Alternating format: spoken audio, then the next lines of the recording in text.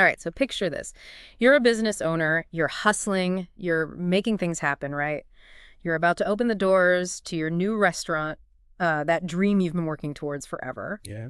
And then, bam, your landlord hits you with some unexpected changes to your lease agreement. Oh, wow. Or maybe you're just about to close on this amazing commercial property, perfect for expanding your business, and then suddenly you run into some crazy zoning issue that just puts everything on hold. Yeah, I could see how that would be a problem. These aren't just, hypothetical situations. These are real headaches that business owners face all the time, and they can really derail things. Absolutely. And you know what's really important for business owners to understand is that these commercial real estate legal disputes, they're not some like rare occurrence. Right. They happen more often than you'd think.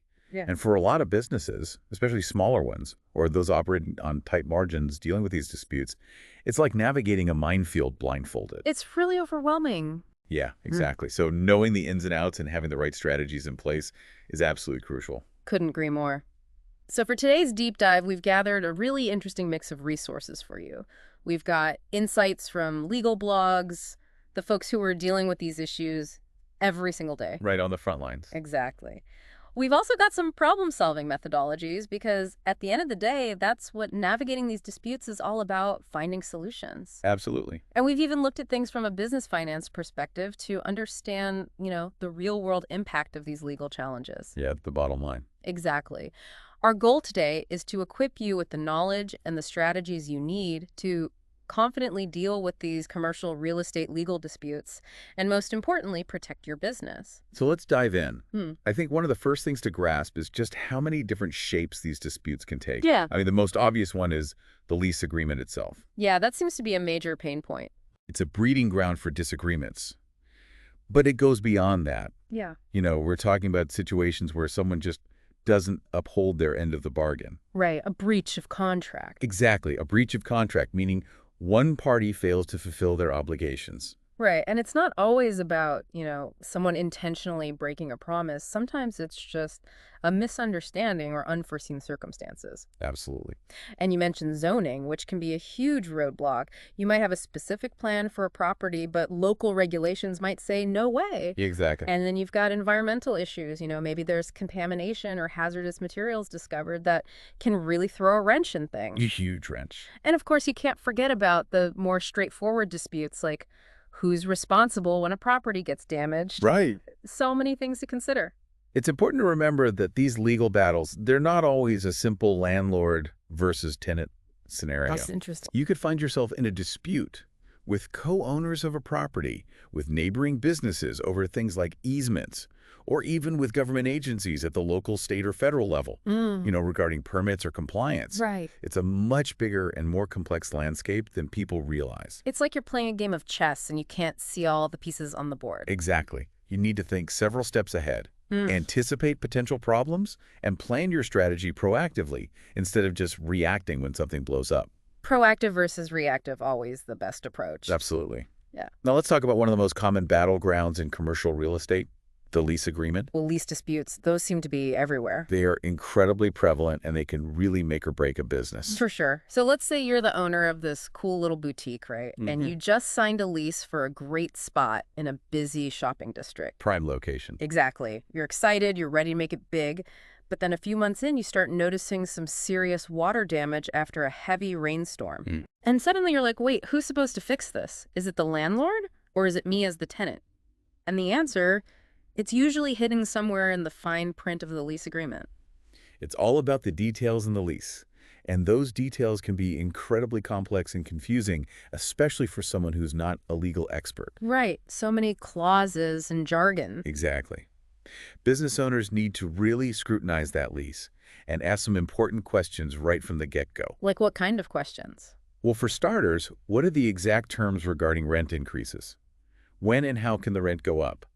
Are there any clauses about common area maintenance fees, and could those costs suddenly spike? Right.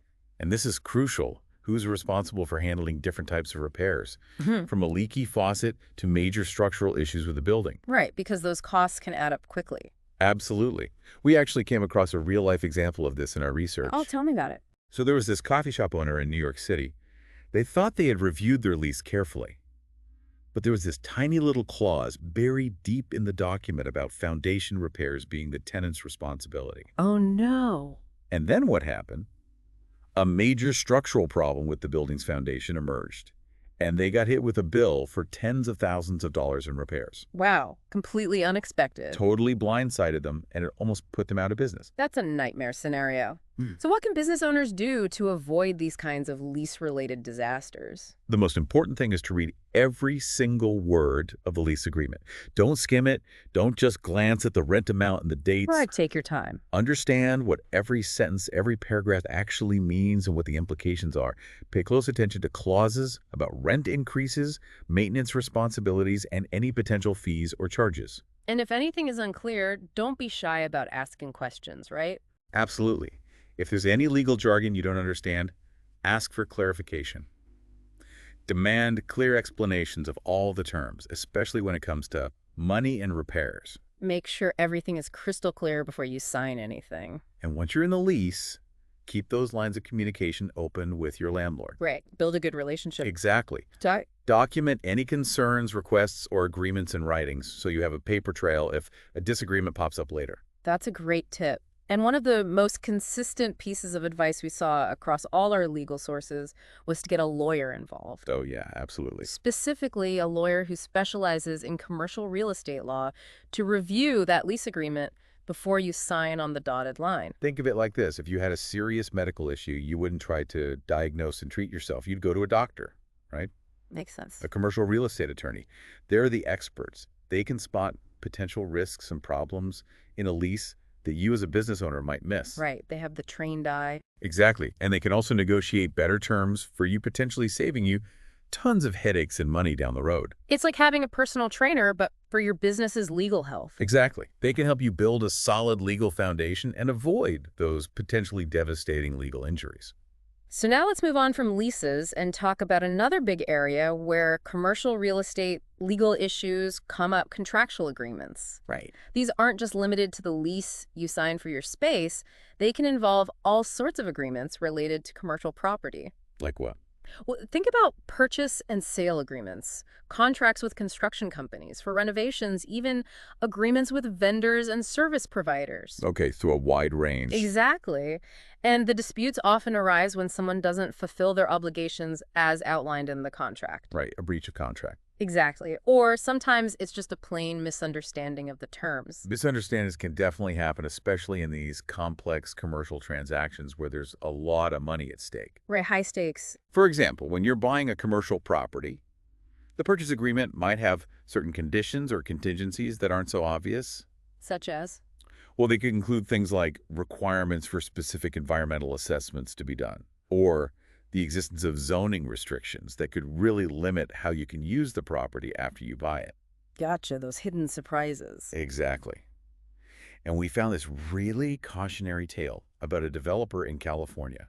Oh, what happened? So this developer was all set to buy this big piece of land to build a new housing development. The purchase contract seemed pretty standard, but it didn't properly address some recent changes to local zoning laws. Oh, that's not good. Nope. So after the sale went through, the developer got sued by the local authorities and ended up losing millions of dollars because their planned development was no longer allowed under the new zoning rules. Wow, all because of an oversight in the contract. A seemingly small oversight, but with massive consequences. So how can businesses protect themselves when it comes to these broader commercial real estate contracts? Well, the first and most crucial step is to make sure that every single term and condition of the agreement is spelled out clearly and understood by everyone involved. No room for ambiguity. None at all. Be very specific with the language. Don't leave anything open to interpretation. Right, and don't be afraid to negotiate those terms. Absolutely. Don't just accept the first draft that's presented to you. Push back, discuss any concerns, and insist on language that accurately reflects what everyone is agreeing to. Be your own advocate. Exactly. Yeah. And just like with leases, if you have any doubts about a contract, bring in a lawyer. Get that expert advice. It's much better to invest in legal review up front than to deal with a messy and expensive legal dispute later on. An ounce of prevention is worth a pound of cure. And it's also a smart move to review and update your standard contracts periodically as your business changes or as laws and regulations change. To keep them current. Exactly. What might have been fine a few years ago might not be sufficient today. It's like updating the software on your computer or your phone. It's exactly. You do it to get rid of bugs and improve performance and make sure you have the latest security features. Your contracts need the same kind of attention. Makes sense. Now let's shift gears and talk about another big category of legal disputes in commercial real estate zoning and land use regulations. Right. Zoning, this can be a tricky area. Yeah, because it often involves navigating a complex web of local laws, ordinances, and bureaucratic procedures. It's not always straightforward. Not at all. And these disputes can pop up when local zoning laws change, or even when there's a disagreement about how a property is being used according to the current zoning rules. So imagine this. You have a small manufacturing company that's been operating in an industrial zone for years. Okay. And then the local government decides to rezone that area to allow for more mixed-use development, like residential properties. The rules of the game change. Exactly. And now the manufacturing company's plans to expand their operations are suddenly limited because their property no longer fits the new zoning rules for that type of industrial use. Wow, so even if you're following the rules, things can change unexpectedly. Absolutely. And we even saw a high-profile example of this in Silicon Valley. Oh, really? Tell me more. So this major tech company with tons of resources and lawyers wanted to build a new corporate campus. Okay, makes sense. But they faced huge pushback from the community. Really? Why? Well, a big part of it was about local zoning laws, environmental concerns, and worries about the strain the development would put on local infrastructure. So even big companies with big legal teams can run into zoning roadblocks. Exactly. It highlights how significant and impactful these zoning regulations can be. So for business owners who are worried about potential zoning issues, what should they do? The most important thing is to stay informed about local zoning laws and land use regulations that could affect your business or property. Right, don't bury your head in the sand. Exactly. These laws can change, and they often do sometimes without much notice. Make it a habit to check for updates and understand how any changes might impact your plans. Good advice. And what about engaging with the community? That's a great point. Getting involved with community stakeholders early on can be a huge help. How so? Well, if you're planning a big development or expansion project, proactively building relationships with neighbors, community groups, and residents, and being transparent about your plans can often prevent disputes from turning into legal battles. So build those bridges early on. Exactly. Yeah. And working closely with local authorities is also key. Right. Don't see them as the enemy. Exactly. Okay. See them as a resource. Yeah. They can provide valuable information and guidance on zoning regulations. Build a rapport with them and get their input early in the process. Collaboration over conflict. And if you're dealing with a complex or potentially controversial zoning issue, don't hesitate to bring in expert consultants. Call in the big guns. Exactly. Find specialists in land use law and urban planning. They have the knowledge, the experience, and the connections to navigate these intricate regulations effectively. They're like your business's GPS for zoning. Precisely. They can help you map out the best course, avoid roadblocks, and reach your goals without getting stuck in legal quicksand. So we've talked about different types of commercial real estate disputes. Now let's talk about how to actually resolve them when they happen. Right, because even with the best planning, disagreements and disputes can still arise. It's the nature of business. So what are some effective ways for businesses to tackle these challenges and find solutions? I'm all ears. Well, one of the most valuable approaches is to explore alternative dispute resolution methods, often called ADR. ADR. Yep, things like mediation and arbitration. Okay. These methods can be a lot more efficient and cost-effective than going through the traditional court system. So less time and less money spent on legal battles. Exactly. Can you explain the difference between mediation and arbitration? Sure.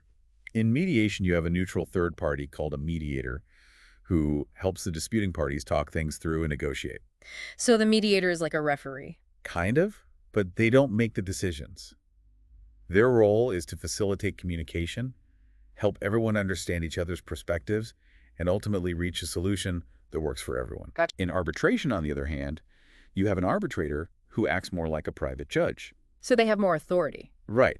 They hear both sides of the story and then issue a binding decision that everyone has to follow. So both mediation and arbitration offer a way to resolve disputes outside of the courtroom. Exactly.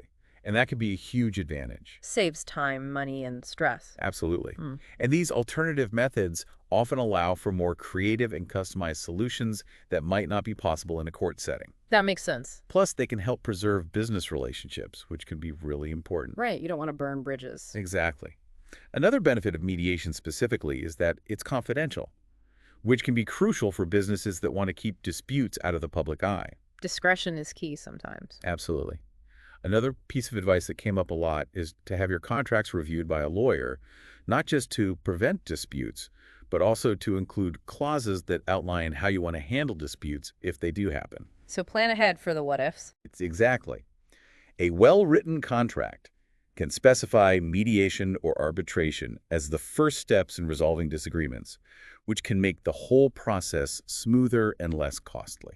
That's smart thinking. And it's interesting how this ties into general problem-solving strategies. Oh, how so? Well, even in a legal dispute, the basic steps are often the same. Identify the root causes of the problem, brainstorm potential solutions, and then choose the most effective and mutually agreeable way forward. You're absolutely right.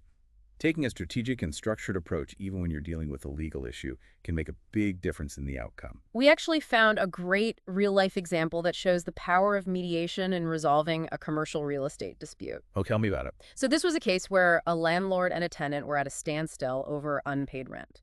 Classic dispute. Instead of jumping straight to eviction and a long legal battle, they agreed to try mediation. Good for them. And what happened? Well, through the mediation process, they were able to have an open and honest conversation about the tenant's financial struggles and the landlord's concerns about lost income. Right, so both sides could be heard. Exactly. The mediator helped them explore different options, and they came up with an agreement where the tenant would make smaller payments for a while and then gradually catch up on the back rent. So a win-win situation. Exactly. It saved both sides a lot of money and stress. And most importantly, they were able to maintain their business relationship. That's a great outcome. It's like resolving a family disagreement, where the goal is to find a solution everyone can live with, even if it's not exactly what they wanted at first. Exactly. And it really highlights that problem-solving approach of finding a solution that benefits everyone, not just one side. Absolutely. So as we wrap up this deep dive, what are the key takeaways for business owners dealing with commercial real estate challenges? I think it comes down to a few key principles. First, careful planning is essential. You have to understand the legal landscape, even if it's just the basics. And as we've said over and over again, getting all leases and contracts thoroughly reviewed before you sign anything is crucial. Couldn't agree more. You also need to stay up to date on local zoning laws and regulations that could affect your business. Knowledge is power. Exactly. And keep those lines of communication open with your landlords, tenants, and local authorities. Build those relationships. And if disputes do arise, consider alternative dispute resolution methods like mediation or arbitration. They can be a much better option than traditional litigation. Save you time, money, and heartache. By taking these steps, businesses can reduce their risk of getting caught in costly and time-consuming legal battles. And focus on what really matters growing their business. Exactly. It's all about having those systems in place and even thinking about outsourcing certain tasks like legal review to make sure things run smoothly. It makes sense. So as you navigate the world of commercial real estate, keep these insights in mind. Good advice. And here's a final thought for you to ponder. We've talked about legal frameworks and contracts, but what about building strong collaborative relationships with your landlords, tenants, and local authorities? Interesting. How can those relationships help prevent disputes from happening in the first place? Something to think about. Definitely food for thought. Thanks for joining us for this deep dive. We'll see you next time. See ya.